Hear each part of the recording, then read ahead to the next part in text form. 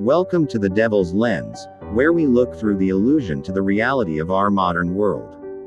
For decades, we've been told that education is the golden ticket, that if you go to school, get good grades, and earn that degree, your future will be secure.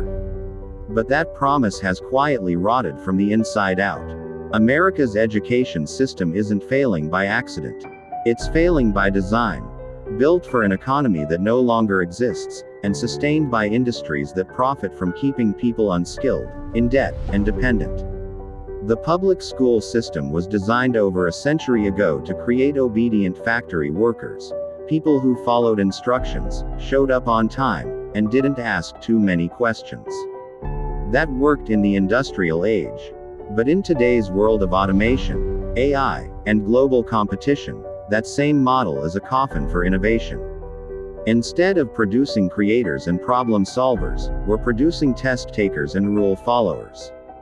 The system trains compliance, not competence. Meanwhile, American industries, especially in tech, engineering, and science, are screaming that they can't find skilled workers. They say there aren't enough qualified Americans, so they turn to H1B visas and hire talent from overseas. But the truth is, we chose this outcome. We let our schools decay while other countries doubled down on math, science, and technical trades. We told kids to memorize facts for tests instead of learning how to build, think, and create. We made sure the pipeline of talent was broken, then acted shocked when we had to import workers to fix it. The irony is that we actually have millions of smart, capable young Americans, but we price them out of opportunity. The cost of college has exploded so high that a 4-year degree is now a financial gamble. Students drown in tens of thousands of dollars in debt before they even enter the workforce. They're told a degree is mandatory, yet they graduate into jobs that don't pay enough to justify the cost. For many, it's not education, it's financial servitude with a cap and gown. And here's the twisted part.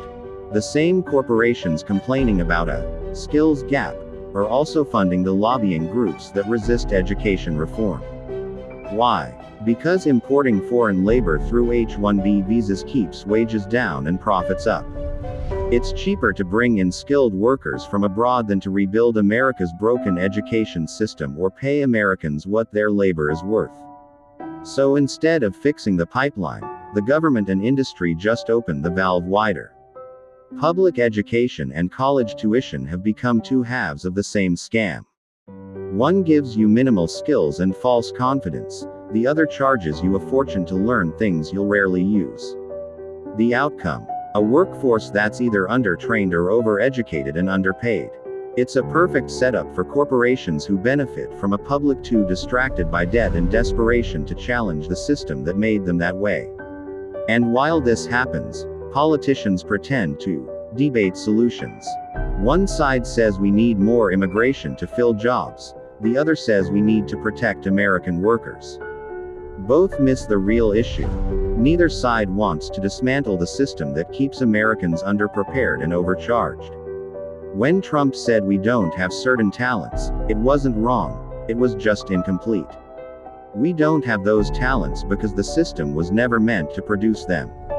If America really wanted to fix this, we'd stop treating education like a product and start treating it like infrastructure. We'd build technical schools, fund apprenticeships, and integrate real-world skills into high school curricula. We'd make community college free for trades and tech, not bury students in debt for 4 years of theory. But that kind of reform threatens the institutions that profit from the dysfunction, so it never happens. In the end, this isn't just an education problem, it's a national identity crisis. A country that once prided itself on innovation now outsources its genius. A nation that claims to value freedom has built an education system that chains its youth to debt and mediocrity. And every time we import talent to fill our gaps, we reinforce the lie that Americans aren't capable, when the truth is, we were never trained to be.